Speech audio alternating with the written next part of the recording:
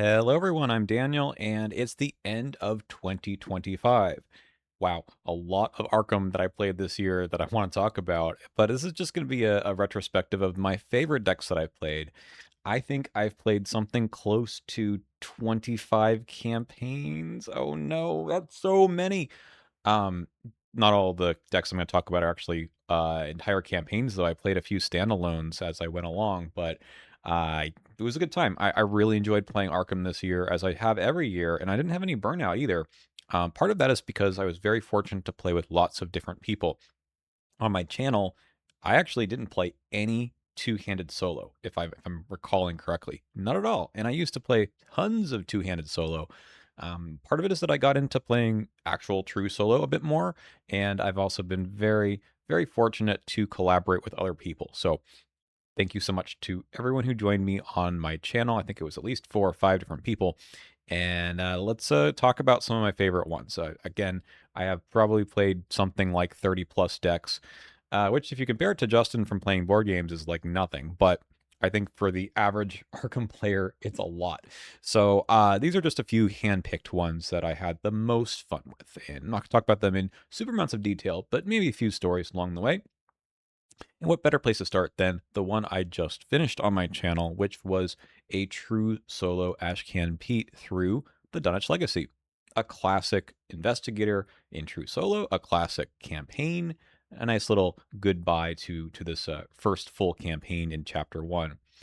I, of course, used the whole card pool and had a lot of fun doing so. I think, in particular, the pocket multi-tool. People often say this is very good in Ashcan Pete because you can use his ability to ready the pocket multi-tool. I don't think I did this that often. I think I just use it as a hand slot that Pete doesn't really need because he's doing his investigations through using Duke. Where are you, buddy? Here you are. And since this doesn't take up a hand slot, it's getting you the extra move and the base 4. This frees you up to use one-handed assets. And in particular, the pocket multi-tool was really, really good. But I dabbled around with the Fire Axe and the Dark Horse build, which with the level 5 Dark Horse is incredibly good. And also, I added this in the last few scenarios, Hatchet, which I was extremely impressed with for Ashcan Pete's ability for Duke, basically. So the problem with Hatchet is it can't really be your main weapon because if you lose it, it's really bad. But if you're able to use the Hatchet first and then do the remaining damage with something else, then this is a very, very cheap weapon that does a lot for you. Basically, 2 things I have in the deck for that. One is Duke, so you can throw the hatchet at someone, the hatchet attaches to the enemy, then you use Duke to do the remaining 2 damage. That's really good. Or in a 3 health enemy, you can just use something like Long Shot because this is an extra source of damage. This allows you to essentially get that hatchet back. You can time those 2 abilities in any way you want. So you have if the test is successful, attach hatchet, and then if the test is successful, deal damage. That defeats the enemy. You get the hatchet back. Works really, really well. Of course, in Dunwich, where having non-melee weapons is also very good, this made a lot of sense. So, especially with the Dark Horse too, right? This gave me a base of, it doesn't seem like a lot, right? But it was, you've got 4 with Ashcan Pete's agility, adding to 3 with his combat with that Dark Horse. That's 7. That's not bad. You can use things like Scrapper to boost that up a little bit more, which I definitely did. I also want to highlight this deck because there's not much XP in here. Even with the 4 XP at the end to bring me to 26, that last 4 XP wasn't hugely consequential. There's a very small package of things you need in Survivor for a build like this, and it's mostly a permanent card like Dark Horse, another permanent card like Scrapper, and basically you just throw the rest of it into that pocket multi-tool, and this does so much. Again, if you didn't watch the run, this whole turning it into a half lucky is amazing, and it's basically an extra token or 2 in the bag that you don't need to cover for until you do. So I love this card. I know that it's sometimes hard to find in your deck. So did I have any card draw really here? Not really. I think I just got lucky. Speaking of no lucky in here, that was my lucky. Um, but with two of them, you probably can get there. I probably could have put some more card draw in this deck, but even in solo, where the time isn't terrible, right? Like you get a lot more tempo from Duke being in play from the beginning, so it's okay for you to draw through your deck a little bit. A few things in here weren't really important. I just put them at the end. I don't think I ever used Nature of the Beast. It was kind of a fun idea. And then Devil's Luck was just protection from Beyond the Veil. Didn't need to be there either. These could have been at a crossroads or something in a different campaign. As usual, Plucky is incredible. So if you haven't played with this card, it's very, very, very strong. Mostly because it costs nothing, and with Resourceful, you can get it back from the discard pile and just put it right back into play. It's very, very good. I'm going to miss those cards. The Composures are all good. This one's the best. All right, I'll move on. I don't think I have any other solo decks here. I only played solo 3 times with Joe Diamond, which I thought was really fun also, but then I kind of iterated on that deck a bit more with other investigators later. And then Lily Chen, who I talked about, it was a good time through Drowned City, but it wasn't my favorite deck. Okay. Early in the year, I played a standalone of War of the Outer Gods with a couple of my friends in person, 3-player, and I played parallel Roland Banks, which I played him a little bit before. I played him through a whole campaign, but I had a lot of fun just with this single scenario. I happen to really like the standalones and do some cool things with these directives. If you haven't played Parallel Roland before, he has a choice of 3 of 5, I think, different directives. So this one is you can play a insight or tactic event fast, but you can't play more than 2 cards each round anyway. So it's kind of interesting because you're balancing this whole idea of I get to play something, I have an extra action to play something, but I still can only play 2 cards total. So it's good because you can get extra actions to do other things like fight or move, but it's not totally busted where now suddenly you're playing 4 cards in a round. Consult experts. This one gives you an extra ally slot without charisma, basically, but you can't voluntarily assign damage or horror to ally assets. What that means is that something like Beat Cop is still okay. I can't put the horror on it, but I can use its ability to deal damage to itself to ping enemies. Also, I'm pretty sure this works. Tetsuo Mori can be assigned damage or horror by other investigators. I'm not assigning any damage or horror to him, but other people are, so that still works. For Horror Soak, I basically had a maxed out in terms of health and sanity Hunter's Armor to just make that 4 and 4. But also, the last directive gave me 3 extra sanity anyway, so we're a chunky boy. We're 9, 8. So that's a really nice build, I think. And then the rest of it's just a package of a lot of stuff to deal with enemies and draw through the deck. I love playing investigators that get more than 1 color, especially more than 2 colors in a lot of different ways. So we have some weird combos, right? Like Drawn to the Flame and a Roland Banks. Like, why not? Get some clues that way. Kicking the Hornet's Nest makes a lot of sense here. So does Thorough Inquiry. Again, this lets you not spend as many actions, right? Since you are making this fast. Task Force is there as well. Practice Makes Perfect with the whole suite of practice skills in Guardian. And then a nice little combo here with the 45 Thompson printing money cleaning kit as well. Of course, yeah, this is just it just make the super gun basically. And I remember playing a swift reload to reload this thing. In the scenario itself, we did okay. I think we won only at the very end when the ancient one came out, and we just had to like pop, pop, pop with the gun and try to kill it, which is a very satisfying ending to that scenario. Very fun. Okay. Next, I want to talk about the Cursed Daisy Walker deck that I played on my channel with Justin. I actually have a very similar video to this one with Justin on his channel coming out, so I don't want to talk about this too much because I'm doing it in that video instead, and a little cross promotion here. But wow, we had a very, very fun time playing this Cursed run. He was playing Amanda Sharp. I've got this Fighter Daisy Walker deck that is going nuts with using weird spells like this one. I'm a believer in this card. I think it actually does a lot. And more recently on my channel, I've been doing a Jim Culver deck, Parallel Gem, that is trying to use curses also. Limited card pool. I'm haven't taken this card yet, but I probably will. It's just a little bit of a different team. This one wanted curses in the bag, just like piling up, and we wanted to draw them using the cryptic grimoires, which did very well for Justin. For me, it was just kind of fun. And this run through the Circle Undone was really, really cool. It was exciting. It was interesting.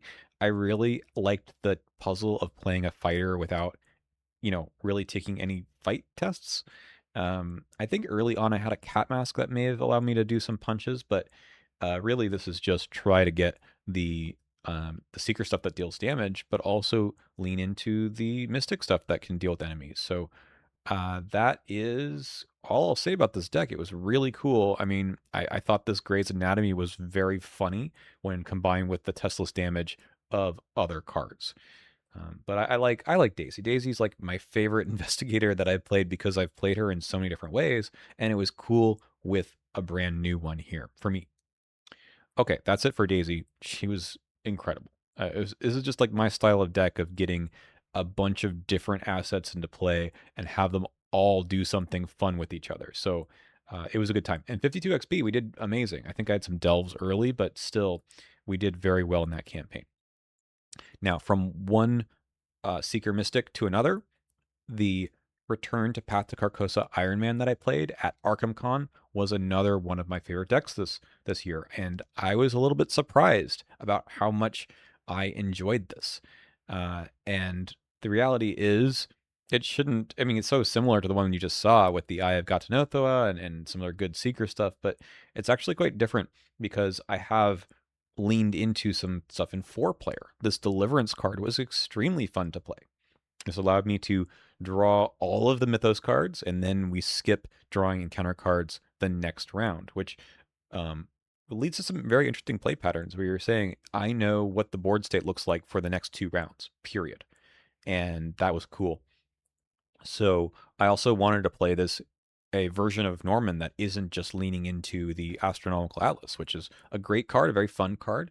But I think you can go into some play patterns in Norman where it's just like, I loop deduction, I loop deduction, I loop deduction.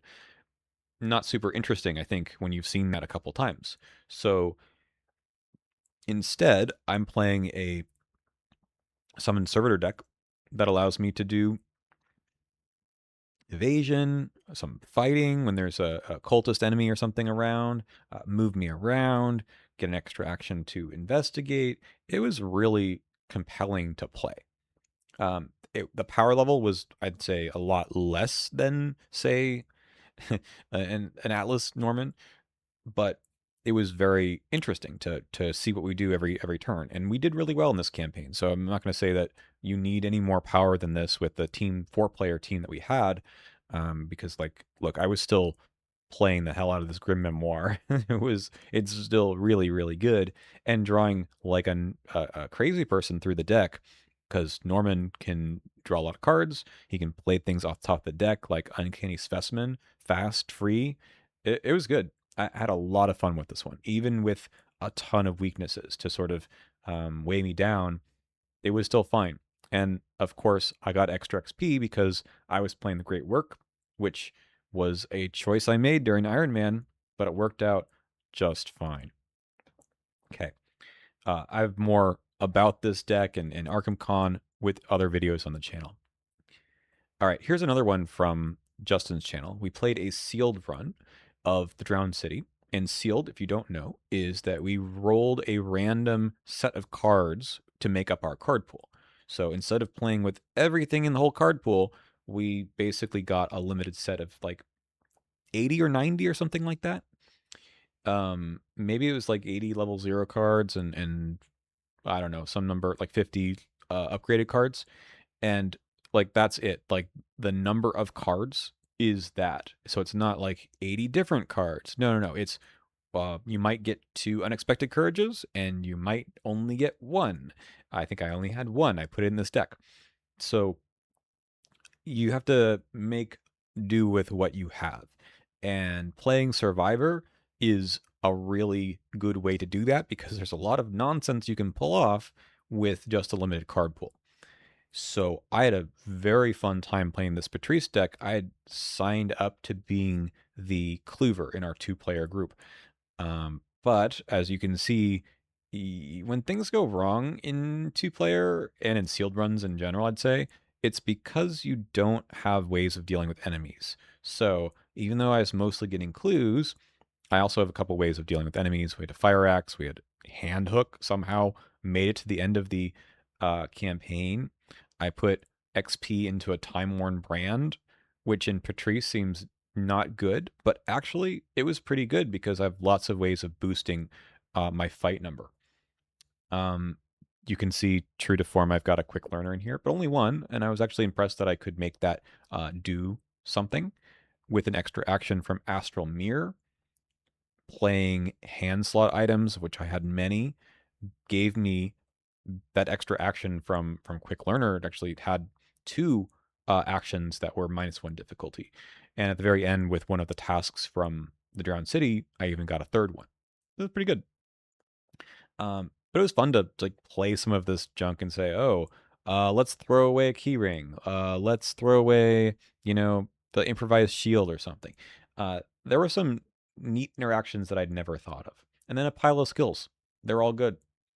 Patrice is just a crazy fun investigator because you never know what you're going to get.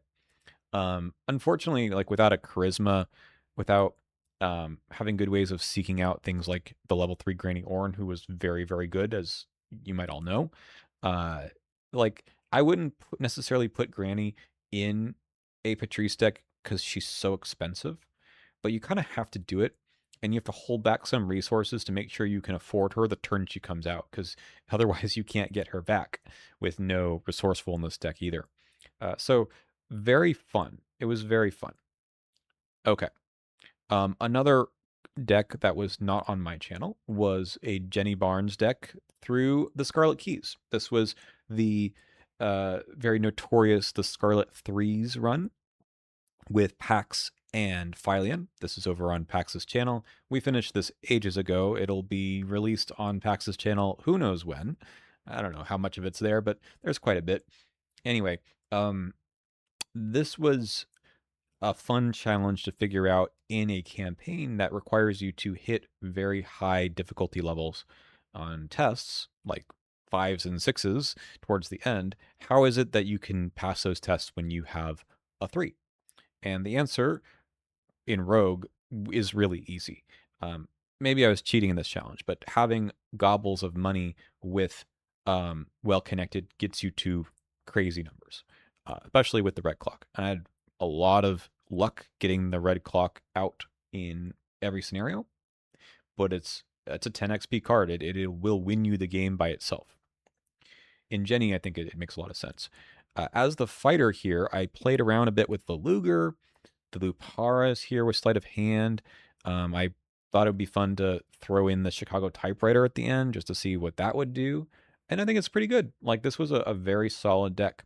Adaptable was amusing to pull the level 0 cards in and out. I ended up, I think, keeping the cat mask for the most part because we were playing with an Amina, and that's another way to get the 3 punch to a 5. So yeah, it was a good time. It was a very fun uh, campaign to play with other people, but I enjoyed just playing Jenny because I think she gets, the all threes thing. People bemoan like it's not playable, it's too hard, or maybe with Jenny it's boring because you only have the ability of getting more money. But with the full card pool, there's so many things that enables, and big money, of course, is the obvious one. But leaning into just fighting, I thought was interesting here too, and not just going with the testless clues or damage route that Preston can do. This is really use the money for what you want to do with the guns. So yeah, it was a good time. If you haven't watched any of that, please do because it's cool. All right, back over to my channel. In the middle of the year, I played Feast of Hemlock Vale with Superfang99 on my channel. This was the second time. Yes, the second of the 2 times that I've played Hemlock Vale. Uh, and it was the time I got to actually tech for the campaign. I had played a version of this deck where Zoe was trying to do stuff with butterfly swords and with Dakota Garofalo in a standalone earlier in the year. And I had such a good time with that. I wanted to see if I could build up to that deck, which I guess had 29 XP, in a real campaign. Because sometimes when you play standalones, the question is, hey, is this actually something that survives the first chunk of scenarios before we get that much XP? Sometimes 29 XP doesn't come until scenario 6 or 7 anyway. So, Hemlock Vale is a hard campaign. And it's one that asks a lot of you, a lot of specific things of you. And one of those things is you need to do extra um, attacks that don't do extra damage, in Longest Night in particular. So, Butterfly Swords being multiple fights is really good. So that carved up a lot of enemies in that scenario. But really, the tech for that scenario was Dakota. The movement and engage was very, very powerful. If you've not played with her before, you need to. She is worth every XP that you see. Um, yeah, the other part about this deck that was amusing is I had ran very few weapons, and it was probably a mistake at the beginning, but once I got there, it was incredibly powerful. In that finale, which requires you to over succeed, you're running, hopefully, the reliable, the enchant weapon on top of the butterfly swords, and you're succeeding by 11, 12, etc., just because you're adding a ton of numbers together. You get +1 to all of your skills, you add your willpower to your agility, to your combat. It's very, very good. So that was hot tech for that campaign. And I think that campaign needs it because it is a hard finale. The rest of this was interesting. I wanted to try out hard boiled just to combo with the butterfly swords, and it didn't really do anything more than I wanted it to originally. So, this could have been take the initiative or something. It would just be better. I did also, using that Dunwich splash like Jenny, put empirical hypothesis in here because I expected to succeed by a bunch, and that was like pretty good. It was maybe something I hadn't thought about before, but this card is crazy good at level 0. So why not put it in those investigators that can take it? That's it. It's like otherwise fairly boring. The hunter's armor was maxed out, I think, with the treachery. So I wanted to draw a lot of cards. There wasn't as much card draw in here elsewhere. So it was basically this card, the overpowers, the hunter's empirical hypothesis.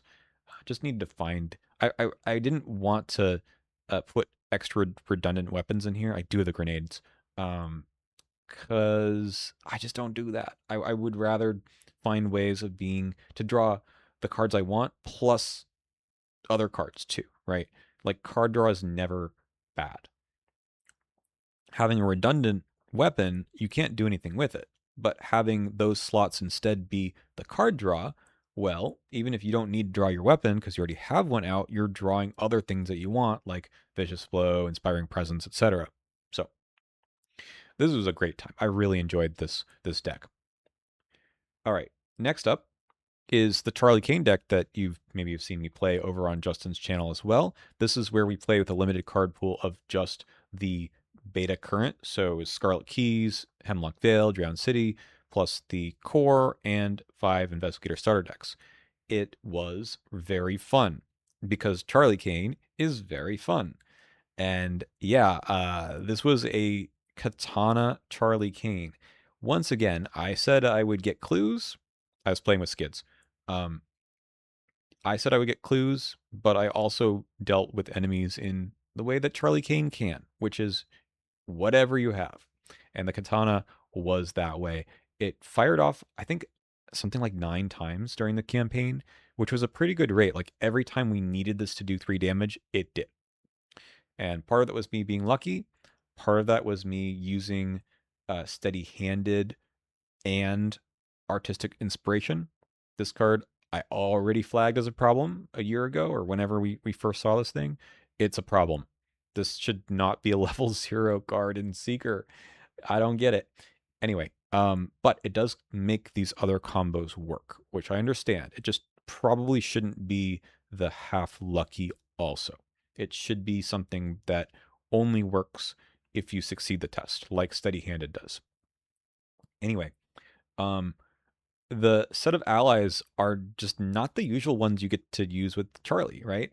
Charlie usually goes with some busted interactions with Bonnie and Summoned Hound or Miss Doyle. There's a lot of cool things you can do. There was nothing cool. This was just like playing Charlie fair, which unfortunately needed a ton of resources just to play this stuff. But Charles West had a place. His purpose was to hold the katana and the magnifying glass. I don't know if I ever used this successfully investigate by 1 or 3. Maybe I did to get like a concealed card, but the icons on him are pretty good for what I was doing.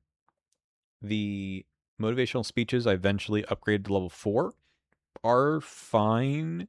I didn't have like some cool combos with them. It was basically could play the beat cop for no damage. It could play Alton for a free clue. Like there's a couple okay things you can do, but maybe not 4 XP worth. But I didn't have anything else to put my XP into. Yeah, no, this was just a very fun set of things to do, but I've never had a bad time with Charlie. You always find something where you're like, wow, that was incredible.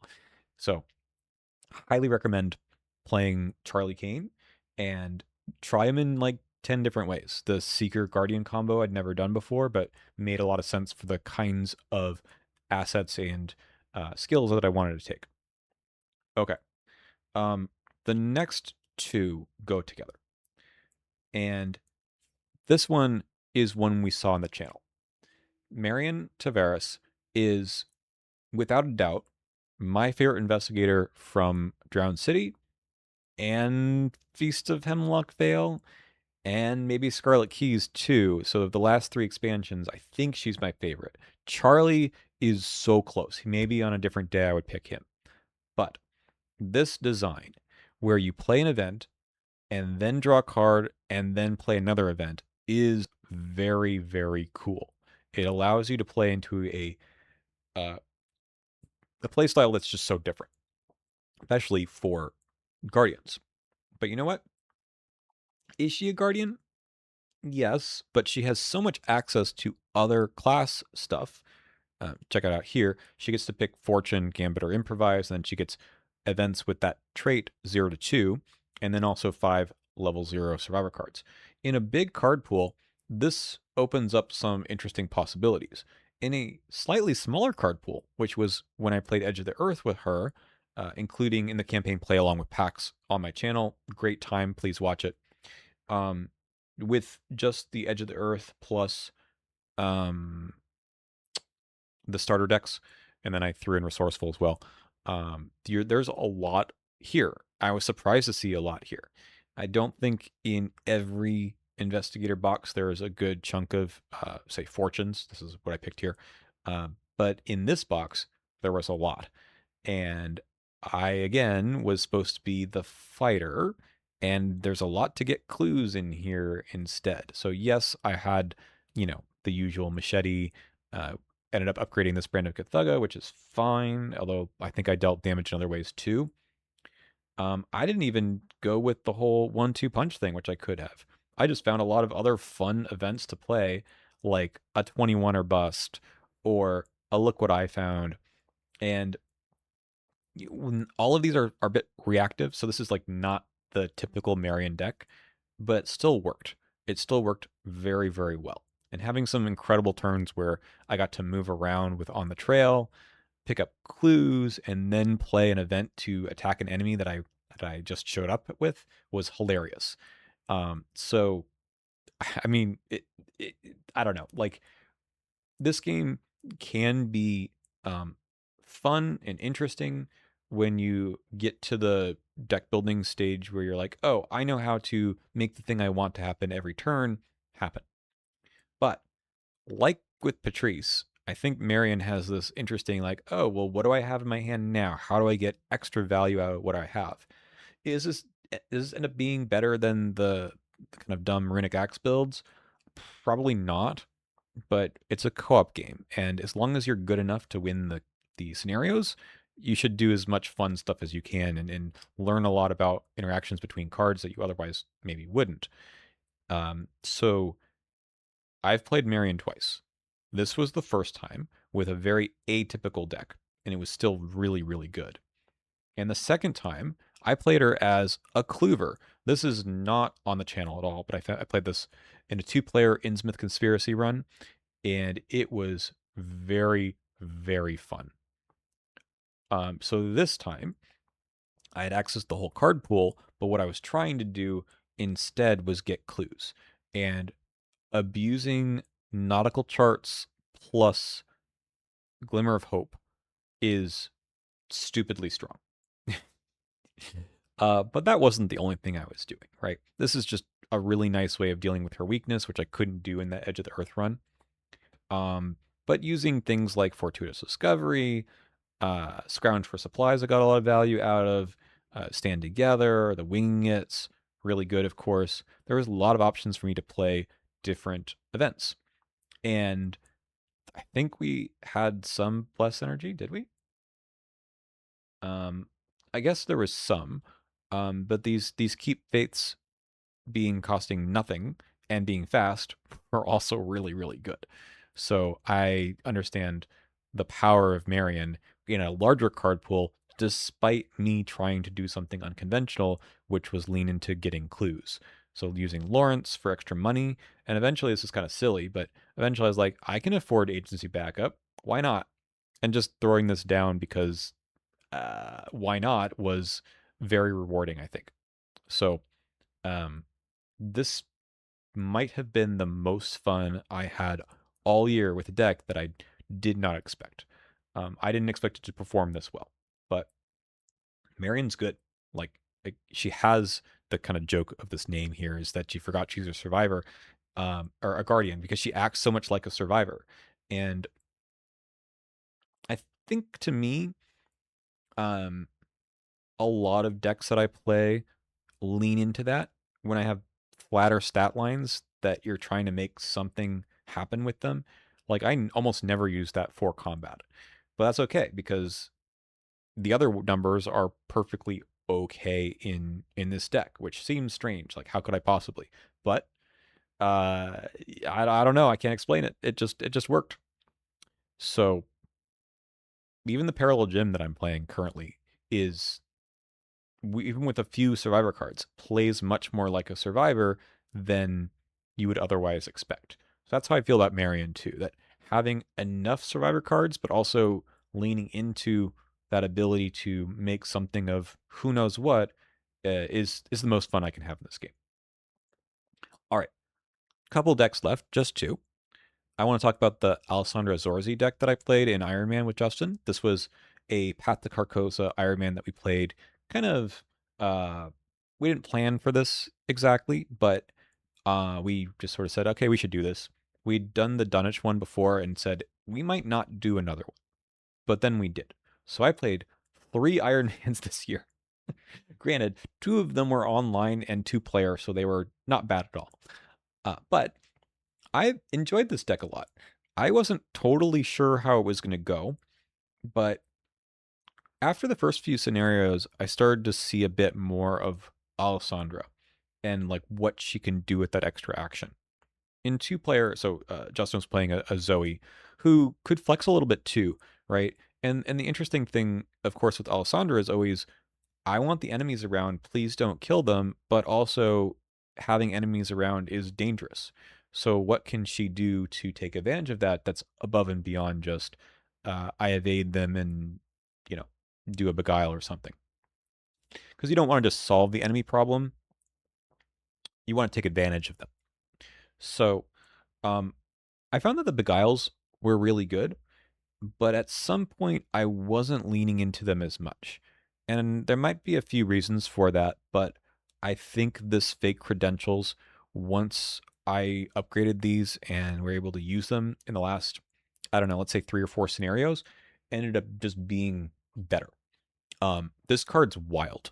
If you've not played with it, you might have missed that this doesn't exhaust. Yeah.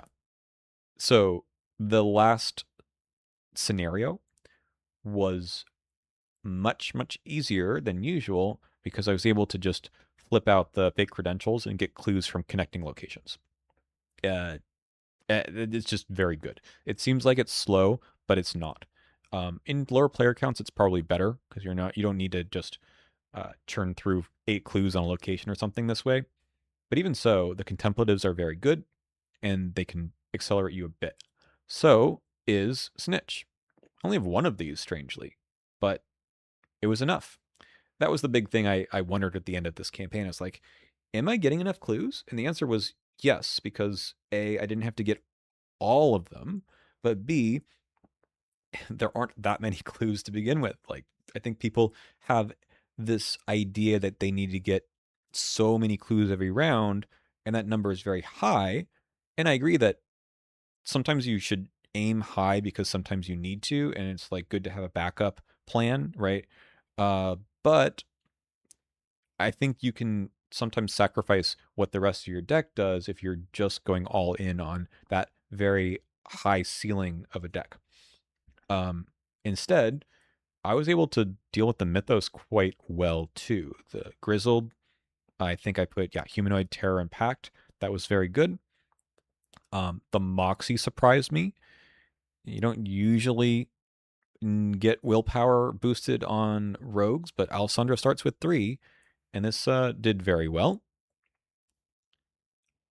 I guess that's about it. What maybe impressed me was I didn't lean into allies like I usually do. Of course, if you can put Lucky Cigarette Case into a deck, level 3, you're gonna do incredibly well. So I'll just say that. We did once, maybe twice, give away an extra copy of the Lucky Cigarette Case over to Justin. I think this card's actually pretty decent. It requires you to have spot in your deck for it, but you are getting resources and a card back. So this is like really good for redundant assets. So I want to try this a little bit more. I think it was actually pretty good and not just a meme. All right, the last deck. This one I played with Volklos, who has his own channel as well, through Dark Matter. And I'm just showing you the early version of this Monterey Jack deck, which I also played, you may recall, with Justin through a kind of sampled Midnight Masks run. This deck got stupid once it had like tons of XP. It was way too strong. But at level 0, and this is level 8, really, I guess, with the anti-kit that are in here, it was interesting. It was fun. I really wanted to show off the Alton O'Connell in Monterey Jack. I thought that this did very well. It's an interesting choice for him. I think there's better choices, but if you're going to do agility, this is pretty good, pretty interesting for his splash slots. I think at this point, if you're looking at the full card pool, including the Chapter 2 stuff, that new guy, Olivier Bishop, I think his name is, that gives you the agility and the move is just incredible in Monterey Jack. Like, you don't need the Pathfinder. It already comes on your ally. But I wanted to show off that Monterey Jack can do a lot. His movement isn't just for movement's sake, but you're doing something with that. You're getting stuff like setting up a connect the dots. You have enough money for it. You can make a lot of crazy things happen. And going through an entire campaign like this, there were a few things that I didn't do very well in terms of my upgrades. Maybe tried to get greedy, but eventually it was stupidly good. And I think at this point in the campaign, after the first scenario, it already showed signs of what it could do, what it wanted to do. And I would love to play this in a maybe more fair campaign where you're not getting as much XP and just sort of run with here's what you can do.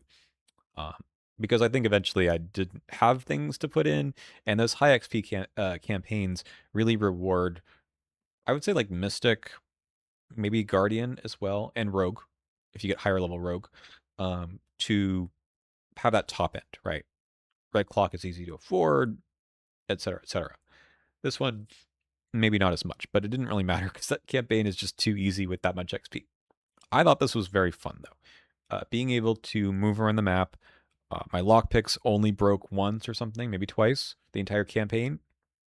I just have good luck with this card. It's perfectly fine, I think, when you have a base of 9, maybe 10, you put something else into it. Yeah. So this was just, again, another sample of how I like to think about a deck. Like, there's a lot of value stuff here, right? Lucky Cigarette Case, Saint Kithera, but also a few interesting choices for like, hey, this kind of card fits very well into a movement-based Seeker, or Rogue in this case. Uh, Whereas it's probably too expensive for everyone else, but here's a good home for it. Swift Reflexes. This is not a card that people really play. And yet, getting an extra action for card and 2 resources when those are things that you can just, pull out of your nose is perfectly good. So that's it. Those were the decks that I want to talk about that I had a lot of fun with. Again, I played so many more, but these were just kind of the highlights where I feel like that really showed off my deck building and my play styles. I played a lot of other decks that didn't. I do like to try different things. I've played some very straightforward decks that were, enjoyable. I played an Agnes deck that was like fine, but it didn't feel like it did anything that no one's seen before. So that's why I want to sort of highlight the ones I did here. Well, that means we have a whole nother year of Arkham ahead of us to play different things and Chapter 2 cards and who knows what. Who knows what we're going to do. We haven't seen a whole lot yet. So let me know about what your year of Arkham was like down in the comments. Like, were there any special decks that you thought were new and interesting that you want to share? Something fun that you played with some of your friends that came out in a way that you didn't expect? I mean, that's how I felt about this Marion deck here, where I didn't think this was going to be quite as effective as it ended up being. So always new things to discover in this game, even if you play an absurd number of campaigns like I did. That's all. I'll see you next year.